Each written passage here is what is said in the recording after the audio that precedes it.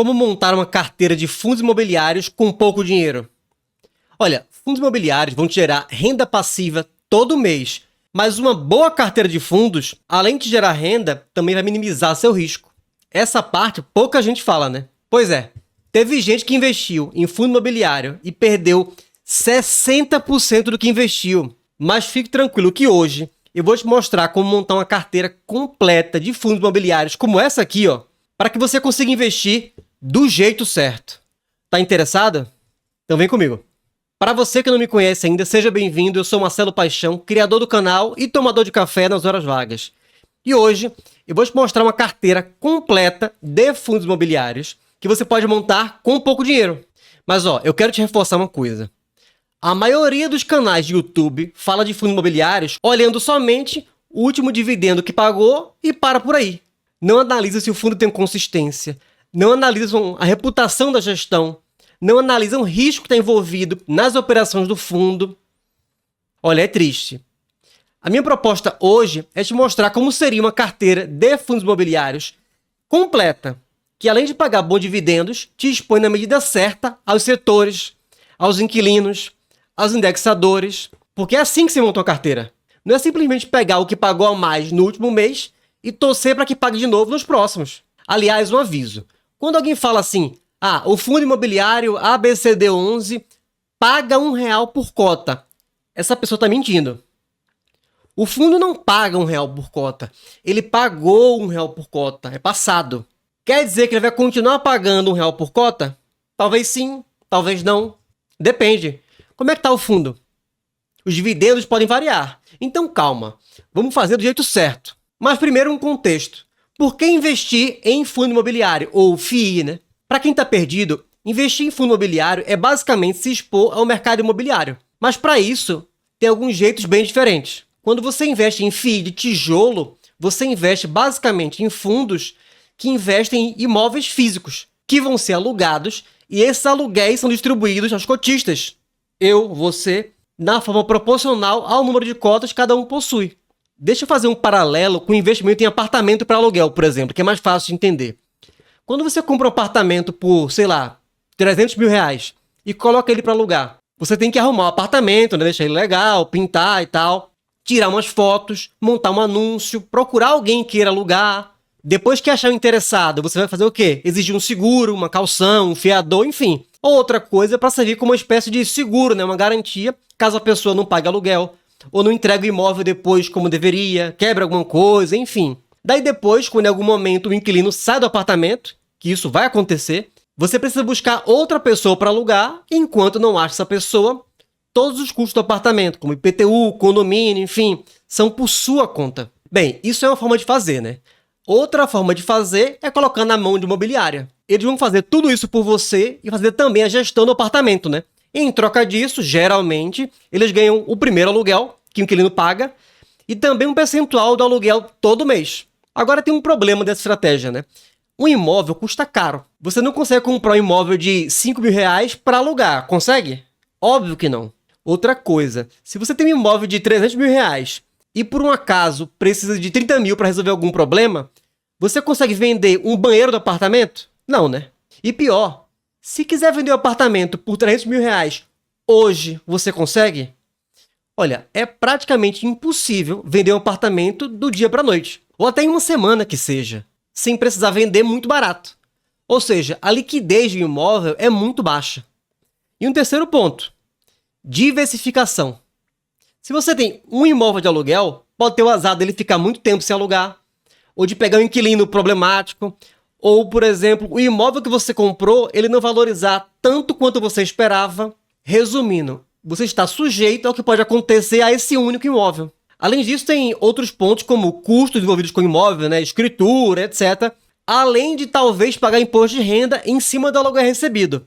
Já com investimentos em fundos imobiliários, você resolve quase tudo isso desse jeito, ó. O FII é um grupo, né? É uma espécie de condomínio que consolida os investimentos dos participantes e tem um gestor que toma a decisão. Na prática, comprar um FII é comprar cota de um fundo. E possuindo as cotas, você recebe dividendos todo mês na sua conta. Dividendos esses que são isentos de imposto de renda. É isso mesmo, você não paga imposto de renda. O dinheiro cai na sua conta sem você fazer nada. Claro, precisa ter comprado a cota, né? Mas enfim. O interessante é que dá para começar a investir em imóveis com R$10, R$50, R$100, R$500, enfim. E caso você junte um valor maior, digamos, R$300 mil em FII, você consegue vender somente uma parte no mesmo dia, por exemplo. Já que as cotas são negociadas diariamente. Quando você investe em FIIs, se fizer da forma correta, que eu vou te falar aqui, você vira cotista de um fundo com, sei lá, uma dezena de imóveis diferentes, talvez até centenas, com dezenas de inquilinos diferentes, em vários estados do Brasil, e principalmente em imóveis com características completamente diferentes. Você diversifica seu risco. Então vamos lá. Deixa eu te dar uma visão geral das opções que a gente tem no mercado hoje. Seria um raio-x dos fundos imobiliários. A gente tem basicamente 3 grandes tipos de fundo imobiliário. Vem aqui para a tela. A gente tem os FIIs de tijolo, a gente tem também os FIIs de papel e também os FIIs chamados de multi-estratégia. Os FIIs de tijolo são os FIIs mais raiz, digamos assim, né? O objetivo deles é buscar valorização da cota através dos imóveis, mais distribuir a renda recebida dos aluguéis. Eles são os FIIs que investem em imóveis físicos de fato, galpão logístico, laje corporativa, shopping, hotel e por aí vai. E a renda deles vem majoritariamente dos aluguéis. Ó, esse aqui é o investimento mais fácil da gente entender, porque é o mais tangível, né?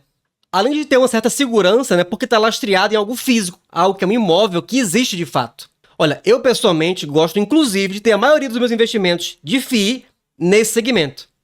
Em seguida, a gente tem os FIIs de papel. O objetivo deles é gerar renda para distribuir. Ponto. Muita gente fala, e eu concordo, que talvez eles não devessem nem ser chamados de fundo imobiliário de papel, mas sim de fundo de dívidas imobiliárias.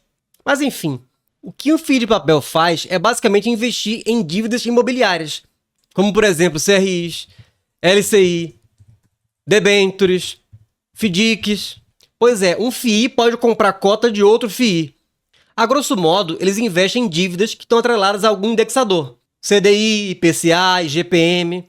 E além desses 2 segmentos, tem um terceiro que é bem mais amplo e que a gente chama de multi-estratégia. Nesse segmento, é quase que um vale-tudo. Tem fundo que investe em imóvel, em FII, em CRI, até em ação, por exemplo. E é um segmento que tende a apresentar um risco maior pela possível exposição maior à renda variável que eles têm. E também porque é um segmento mais novo, né, e tem menos relevância em termos de valores. Mas tá, como é que seria uma carteira de FIIs que eu considero interessante hoje? Primeiro, a gente começa pela composição macro. E para mim, o ideal é 75% de FIIs de tijolo e 25% de FIIs de papel. Aí você me pergunta, mais FII de tijolo do que de papel? Pois é, se a ideia é se expor ao mercado imobiliário, eu, Marcelo Paixão, vejo mais sentido em buscar a valorização dos imóveis e abocanhar também a renda, através do FII de tijolo. O meu ponto é, não se iludam com o dividend yield maior dos fundos de papéis hoje. No grupo de FII de tijolo, eu dividiria da seguinte forma. 1/3 em lajes corporativas, 1/3 em shoppings e 1/3 em galpão logístico. Aqui, de forma mais intuitiva, dá para esperar que na laje corporativa os inquilinos vão ser o quê? Empresas que buscam escritórios nas áreas onde FIIs têm escritórios, né? Obviamente. Lugares mais famosos, Faria Lima, Vila Olímpia, Avenida Paulista, Sucre Zaidan, tudo isso aqui em São Paulo. Já no caso dos shoppings, os inquilinos são, obviamente, as lojas de shopping. E aqui não tem muito o que explicar, né? Qualquer empresa que tem uma loja de shopping paga aluguel ao shopping. Já os galpões logísticos, a gente está falando dos grandes galpões de distribuidoras logísticas, né? Dos CDs. Aqui tem empresas como Mercado Livre, Casas Bahia, Via Varejo e várias empresas que têm operações logísticas que têm crescido bastante, tá? Em seguida, a gente tem os FIIs de papel, que são 25% da carteira. Desses FIIs de papel, metade eu colocaria em FIIs que se expõem mais ao IPCA e metade em FIIs que se expõem mais ao CDI. Como assim? Os FIIs investem em CRIs, né, que são certificados recebíveis imobiliários. É basicamente um título de dívida. E elas são indexadas majoritariamente a IPCA e CDI, mas também podem ter outros índices. Como é que eu sei disso? Leio o relatório gerencial do fundo. Então, de forma macro, como é que ficaria a composição da carteira? Dá uma olhadinha. 75% em FII de tijolo, 25% FII de papel. No tijolo, 1/3 em galpão, 1/3 em shopping e 1/3 em laje. No FII de papel, metade IPCA, metade CDI. Simples assim. Vale mencionar que isso aqui não é recomendação de investimento. É uma estrutura de carteira que segue as premissas que eu comentei aqui no vídeo e, como exemplo, eu vou colocar alguns fundos em cada categoria para servir de base para você estudar e escolher os seus próprios, beleza? Para o FII de logística, eu acho interessante o XPLG11. Dá uma olhadinha aqui, ó. Eu vou aqui no Google, coloco o XPLG11 gestor, abro o site da gestora, que é a XPlog aqui, XP Asset Management. Eu vou aqui em cima, resultado mensal, relatório mensal de resultado. Eu vou abrir aqui a última carta deles, que é de outubro de 23, ó. Aqui, ó, eu tenho um relatório completo de 11 páginas, que detalha o fundo. E aqui no relatório eu consigo ver, ó, descendo um pouquinho aqui, resultado financeiro. Ele pagou aqui no último mês 0,78, aqui em cima, azulzinho escuro. No anterior, 0,78, 0,78, 0,78, 0,79, 0,75. Bem reloginho, né? Dá pra ver aqui também, mês a mês, quanto teve de receita, despesa, enfim, resultado. E o que é que tem dentro desse fundo? Vamos descendo aqui, ó. Primeiro aqui dá pra ver, ó, o desempenho do fundo em azul escuro, a curva de cima, em relação ao cinzinho aqui embaixo, que é o IFIX, que é o índice referencial. E o azul de baixo é o valor de mercado da cota se você não tivesse reinvestido dividendos. Dá pra ver a grande importância de reinvestir sempre dividendos, né? E aqui dá pra ver, ó. Portfólio do fundo, ele investe 9,2% em imóveis, 3% em cota de FII, 5% financeiro, aqui é mais o caixa, né? À direita dá pra ver que os contratos de aluguel do fundo são, em sua maioria, atípicos. É uma característica normal em imóveis de logística, tá? Descendo um pouquinho mais, quem são os locatários do fundo? Dá pra ver que 13% é Via Varejo, Leroy, Renner, Mercado Livre, Grupo Pão de Açúcar, Mobile, B2W. À direita dá pra ver que a maioria do fundo está no comércio varejista, tá? E aqui embaixo à esquerda dá para ver que os contratos estão indexados, em sua maioria, ao IPCA. Mas também tem contrato indexado ao IGPM, ao IPC. Dá para ver aqui embaixo a vacância mês a mês vem caindo. E claro, diversificação, dá para ver aqui, ó. No país, tem imóveis em São Paulo, Rio de Janeiro, Minas Gerais, Pernambuco, Santa Catarina, Rio Grande do Sul. Então é bem diversificado. E aqui tem tudo mesmo, tá? A gente tem detalhamento de imóvel a imóvel, com área alocada, onde fica, quanto o piso aguenta, é bem detalhado mesmo. Próximo fundo, XPMOL. Como é que eu faço para ver aqui, ó? Coloco no Google XPML11 gestor. Abro aqui o site da gestora. Vou aqui em resultado mensal do resultado. Aliás, relatório mensal do resultado. Vou abrir o último de outubro. Tá aqui o relatório. Mais uma vez, relatório bem completo. Dá para ver que são donos do Catarina Fashion, Internacional Shopping, Shopping da Bahia, Cidade de São Paulo, Cidade de Jardim, Estação BH, enfim, vários shoppings. Descendo aqui, dá para ver aqui quanto o fundo pagou por cota. Ele pagou no último mês 0,85, um mês antes 0,85, 0,84, 0,83, 0,81, 0,81, 0,80. Então bem redondinho, né? Aqui a composição das receitas, despesas e tal, toda evolução mês a mês. Descendo mais um pouco aqui. Carteira de ativos, o portfólio dele, né? 4,9% está em imóveis. 20% quase em caixa, né? Dinheiro para eles trabalharem. Um pouco em FII, um pouco CRI, mas a maioria em imóveis. Claro, shoppings, né? Ele fala obrigações do fundo. Ele mostra a carteira em detalhes, né? Aqui tá pequenininho, mas dá para ver aqui a região Sudeste, Nordeste, Norte. Conta o histórico de aquisições, né? Quando comprou cada shopping, quanto por cento comprou do shopping, por aí vai. Bem detalhado, é um bom FII. Terceiro tipo de FII, o de laje corporativa, PVBI 11. Vamos lá, coloco no Google PVBI gestora. Vou abrir o site da gestora. Aqui em cima, resultado, relatório de gestão. Vou abrir o último aqui, que é o de outubro de 23. E aí tá aqui o relatório, vamos lá. Fala quando começou, quem é o gestor. Ele fala aqui, ó, dividendo por cota, 0,70. Mas eu quero saber histórico, um mês só não vale não. Vamos lá, vamos procurar. Comentários. Linha do tempo. Rendimento histórico aqui, ó. 0,70 em outubro. Aí veio 0,70 um mês antes. 0,67 um mês. 0,72, 61, 61, 61, 61, 61, enfim. Distribuição bem linear, né? Aqui o desempenho dele em relação ao IFIX, que é o índice de fundos imobiliários da B3. Acima do IFIX. E aí você vê que não tem padrão no relatório, né? Cada gestora faz de um jeito. Uns usam mapas, outros tabelas, gráficos. Essa parte não tem regra, não. Aí é mais preferência do gestor e de quem acompanha o relatório. E aqui ele mostra a carteira de ativos. E como são lajes 100% em São Paulo, dá para mostrar no mapa só, né? Aqui tem a Faria Lima, a Marginal Pinheiros aqui à esquerda. Então tem o Vila Olímpia Corporate, The One, o Faria Lima 4440, o Park Tower e o Unio Faria Lima, com alocações que eles chamam de AAA, né, que é com muita qualidade. E aí quem são os inquilinos, né? Aqui no meio dá para ver que mais da metade da área de saúde, depois vem instituição financeira e por aí vai. Em qual indexador? IPCA, IGPM, INCC. E quem são os locatários, né? 51% Prevent Senior. Mas também tem aqui o Barclays, UBS, Hugo Boss, Louis Vuitton, Vida, Cassione. Descendo mais, informação dos contratos. E mais para baixo eles detalham ativo a ativo, né? A carta é bem grande. Já falamos do FII de tijolo, vamos falar agora do FII de papel, que são dois. Um indexado a IPCA, majoritariamente, e outro CDI. O de CDI, uma boa opção para você olhar seria o KNCR11. Vamos ver aqui. Mais uma vez, KNCR11 gestor no Google. Abri aqui o site da Kinea, que é o gestor. O menu aqui já é diferente, então eu vou rolar aqui para baixo. Aqui ele fala de cota, volume, distribuição. Aqui embaixo, carta do gestor, 10 de 23, ou seja, o último de outubro de 23. Vamos abrir aqui. Mais uma vez, aqui não tem padrão nenhum, tá? Cada carta é de um jeito diferente. Dá para ver 5,77 bilhões de patrimônio líquido, é um fundo bem grande, com muitos cotistas, e que pagou R$1,11 por cota. Vamos descer aqui. Esse slide aqui é um dos mais importantes, aqui é o resumo da carteira. Aqui à direita dá para ver, como eu falei, ó. Por indexador, 97,2% do indexador é o CDI. Aí tem um pouquinho Selic e IPCA, mas é quase que 100% em cima do CDI, né? Em relação a setor, 56% dos CRIs desse fundo são de escritório, depois vem shopping, residencial e logístico. Vamos descer mais aqui. Descendo mais aqui, ó, negociação e liquidez. Esse gráfico é interessante porque esse cinzinho de baixo aqui, ó, é o volume negociado. Dá para ver que tem um volume crescente de negociações do fundo. Em laranja tem a cota de mercado, que é o valor que existe, né? Que é o valor que de fato o povo está comprando e vendendo em bolsa.